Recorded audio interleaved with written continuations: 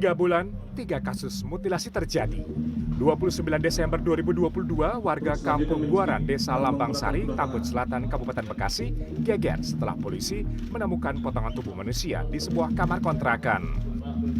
Korbannya adalah perempuan bernama Angela, dengan pelaku seorang pria bernama Eki yang sebelumnya dilaporkan hilang oleh istri sendiri. Dari hasil penyelidikan polisi, motif Eki membunuh adalah terdesak diminta menikahi korban dan ingin menguasai harta korban. 15 Maret 2023, warga desa Singabansa, Tenjo, Kabupaten Bogor terkejut melihat jasad manusia tanpa kaki dan kepala di dalam sebuah koper merah di pinggir jalan.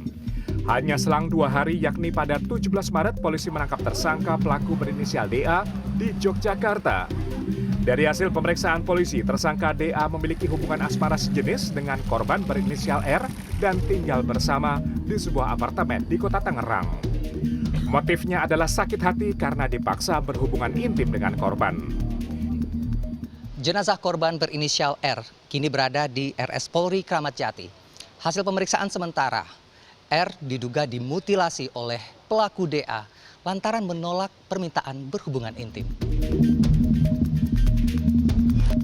Tidak berselang lama setelah kasus mutilasi Bogor, kasus serupa kembali terjadi di Sleman, Yogyakarta.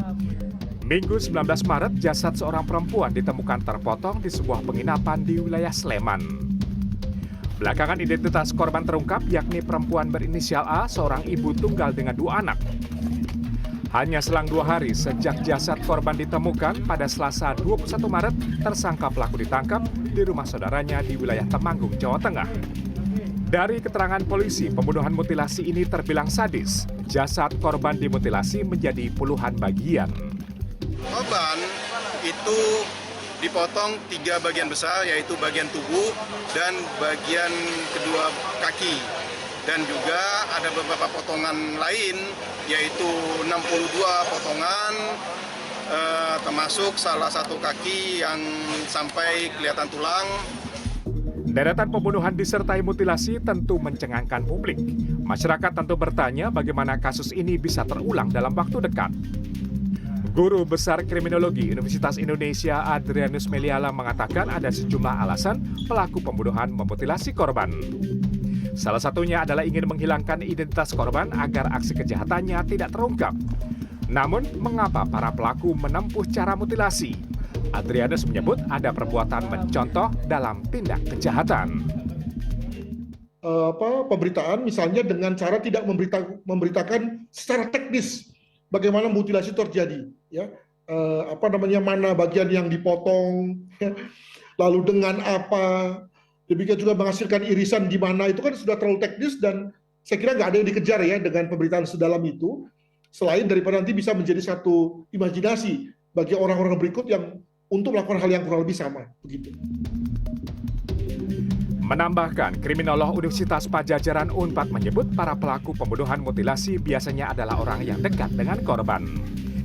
Karena kedekatan inilah yang membuat pelaku panik sehingga menempuh cara mutilasi untuk menghilangkan jejak kejahatannya.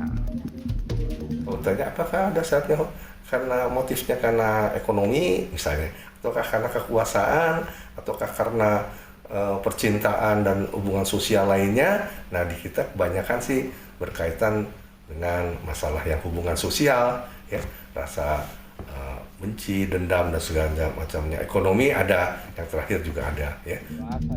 Meski para pelaku pembunuhan mutilasi ingin menghilangkan jejak kejahatan mereka, tidak ada kejahatan yang sempurna.